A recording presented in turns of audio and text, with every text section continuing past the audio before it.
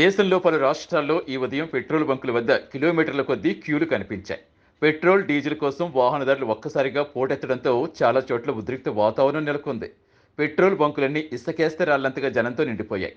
కేంద్రం తీసుకొస్తున్న కొత్త శిక్ష చట్టంలో కఠినమైన హిట్ అండ్ రన్ నిబంధనలకు వ్యతిరేకంగా పలు రాష్ట్రాల్లో ట్రాన్స్పోర్ట్ అసోసియేషన్తో పాటుగా డ్రైవర్లు ఆందోళనకు దిగడమే దీనికి కారణం.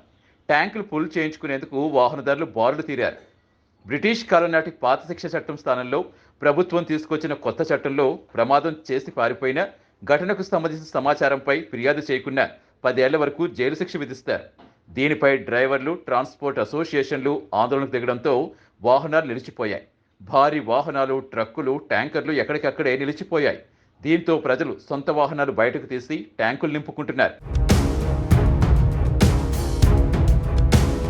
హిమాచల్ ప్రదేశ్, మధ్యప్రదేశ్ సహా పలు రాష్ట్రాల్లో ఆందోళనలు కొనసాగుతున్నాయి. రోడ్లను దిగ్బంధించడంతో పోలీసులు ట్రాఫిక్ మళ్లిస్తున్నారు. ఇండోర్లో డ్రైవర్లు ముంబై, ఆగ్రా జాతీయ రహదారి దిగ్బంధించారు. దీంతో నిత్యావసర సరుకుల రవాణా నిలిచిపోయింది. ఛత్తీస్గఢ్లోనూ ప్రైవేటు బస్సులు, ట్రక్కులు నిలిచిపోయాయి.